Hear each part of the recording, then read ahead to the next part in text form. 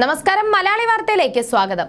മൈലപ്രയിലെ വ്യാപാരിയുടെ കൊലപാതകത്തിൽ 2 തമിഴ്നാട് സ്വദേശികളടക്കം 4 പേരെ പത്തനംതിട്ട പോലീസ് കഴിഞ്ഞ ദിവസം അറസ്റ്റ് ചെയ്തിരുന്നു.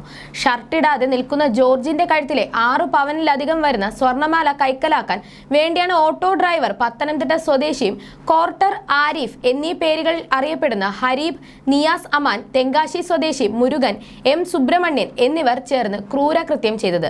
5ാം പ്രതി ഡോൺ എന്ന് വിളിക്കുന്ന തെങ്കാശി സ്വദേശി മുത്തുകുമാർ ഒളിവിലാണ്. തമിഴ്നാട് സ്വദേശികളെ തെങ്കാശി അയ്യാപുരത്ത് മാവിൻതോട്ടിൽ നിന്നും മറ്റു 2 പേരെ പത്തനംതിട്ടയിൽ നിന്നുമാണ് കസ്റ്റഡിയിലെടുത്തത്. ഡിസംബർ 30 വൈകിട്ട് 6-നാണ് ജോർജ് ഉണ്ണുണ്ണിയെ കടയിലെ മുറിയിൽ ബന്ധനസ്ഥനായി മരിച്ച നിലയിൽ കണ്ടെത്തിയത്. കസേരയിൽ കൈകാലുകൾ ബന്ധിക്കപ്പെട്ട വായിൽ തുണി തിരുകിയിരുന്നു. സ്വർണ്ണമാലയും പണവും അപഹരിക്കുകയായിരുന്നു പ്രതികളുടെ ലക്ഷ്യം. തമിഴ്നാട് സ്വദേശികളായ 3 ചേർന്നാണ് വ്യാപാരിയെ കൊലപ്പെടുത്തിയത്. ഹരീബിന്റെ ഓട്ടോയിലാണ് പ്രതികൾ കൃത്യത്തിന് എത്തിയത്. മുമ്പ് സ്പിരിറ്റ് കേസിൽപ്പെട്ട തെങ്കാശിയിലെ പാളയംകോട് ജയിലിൽ കഴിഞ്ഞപ്പോഴാണ് ഹരീബ് മറ്റൊരു പ്രതിയായ മുരുകനുമായി പരിചയത്തിലാവുന്നത്. നിയാസാണ് മോഷ്ടിച്ച മാല കടയിൽ കൊണ്ടുപോയി വിറ്റത്.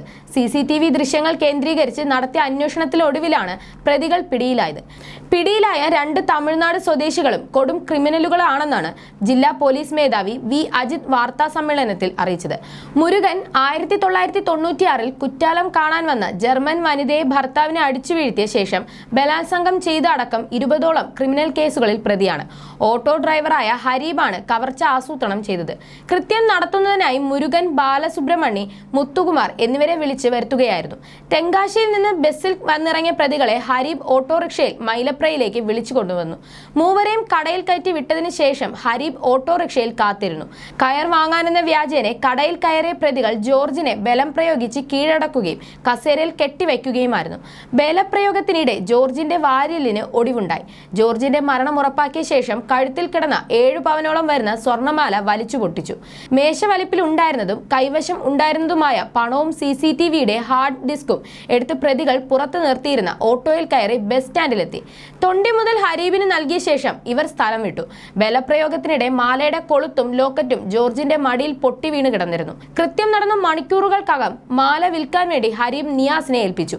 ആദ്യം കൊടുത്ത ജ്വല്ലറിക്കാർ കൊളുത്ത് പൊട്ടിയിരിക്കുന്നത് കണ്ട് സ്വീകരിച്ചില്ല. പിന്നീട് ഭാര്യയെയും മക്കളെയും കൂട്ടി മറ്റൊരു ജ്വല്ലറിയിലെത്തി മാല വിറ്റു. ഭാര്യയ്ക്ക് ചികിത്സയ്ക്ക് വേണ്ടിയാണെന്ന് പറഞ്ഞാണ് വിൽപ്പന നടത്തിയത്. കടയിൽ ആധാർ കാർഡും ബാങ്ക് അക്കൗണ്ടും നൽകി. ഇവർ അക്കൗണ്ടിലേക്ക് 2.5 ലക്ഷത്തോളം രൂപ ഇട്ടുകൊടുത്തു.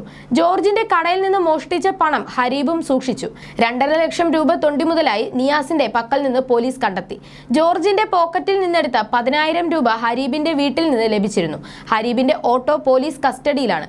സമീപത്തെ കടകളിലെയും കടന്നുപോയ വാഹനങ്ങളുടെ ഡാഷ്ബോർഡിലെയും CCTV കേന്ദ്രീകരിച്ച് നടത്തിയ അന്വേഷണത്തിൽ പ്രതികൾ സഞ്ചരിച്ചിരുന്ന ഓട്ടോറിക്ഷയെ കുറിച്ച് സൂചന ലഭിച്ചു. ഹരീബിനെ കസ്റ്റഡിയിലെടുത്ത് നടത്തിയ അന്വേഷണത്തിനൊടുവിലാണ് തമിഴ്നാട്ടിൽ നിന്നുള്ള സംഘത്തെക്കുറിച്ചുള്ള സൂചന ലഭിച്ചത്.